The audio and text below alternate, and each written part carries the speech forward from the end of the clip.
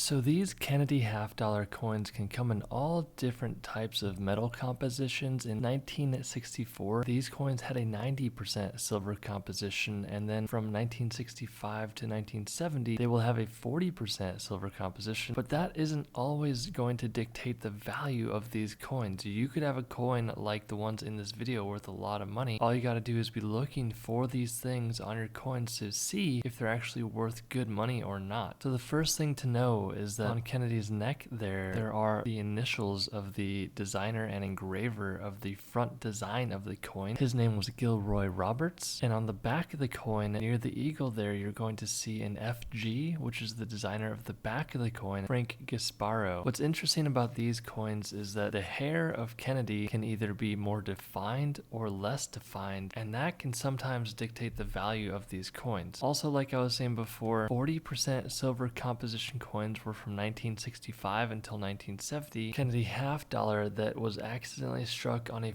40% silver planchet. So essentially, this coin that was graded by PCGS, a mint state 62, sold for $5,875 because it was accidentally struck on this planchet that was left over at the mint, and that caused this to happen on the coin. So if you have a 1977D Kennedy half-dollar like this, it could be worth a lot of money, especially if it's struck on the wrong planchet, because this one sold for $5,875. So on this coin, it's important to know that the highest grade we can achieve in grading is 70, and this one's only a few points away from that perfect grade. So this is a 1966 50-cent Kennedy half-dollar graded by PCGS mint state 67, and it sold for $9,987.50. And one thing you'll notice on this coin is that around the rim of the coin, you will see what looks like rust happening, but what that actually is toning, and toning can happen depending on where the coin is stored, and that will either decrease or increase the value of the coin for the most part. Some collectors are going to pay more for some toning on a coin, and sometimes the toning can look really cool and rainbow-like. On this example, it looks a bit like rust, so I think that if it was not there, it would have brought more money. But again, this coin sold for $9,987.50. Alright, so here's a cool coin. This one sold for almost $20,000. It sold for $19,975. This is a 1964 50-cent scented hair coin graded by NGCA Proof 68. So when I'm talking about a scented hair, I'm looking at the hair on Kennedy, obviously, but in some examples, his hair is not this detailed, and that's going to dictate which variety you have, and also the relative value of the coin. But the reason why this coin sold for so much money is because it's a proof coin, and it graded really highly. Now, really quick, what's a proof coin? Essentially, proof coins, if you look in the field of the coin, it is going to have a reflective surface. It's almost going to look like a mirror, and then on the Kennedy, his face there, or the bust, it will be less reflective. If you have a 1964 Kennedy half-dollar like this, and it's a proof coin, and it looks really nice, it could be worth a lot of money because this one sold for $19,975. So this is a 1964 50-cent SMS Specimen coin graded by PCGS as a Specimen 67 plus. Now really quick, the plus designation there after the grade will increase the value of the coin most definitely, but what really brings the value of this coin and why it sold for $48,000 is because it's a specimen that graded highly. To be quick, a specimen coin is essentially a coin that was minted at the mint, but it has a different finish on the coin that is different from a mint state or a proof state coin. So it's going to look different than a mint state and a proof coin, and again, why this coin graded so highly is because it doesn't have that many nicks or scratches at all on the coin. If you submit your coins to get graded, I would not expect to get this high of a grade because the chances of you getting a grade like this are pretty slim. But again, because this one sold for so much money, it literally brought $48,000.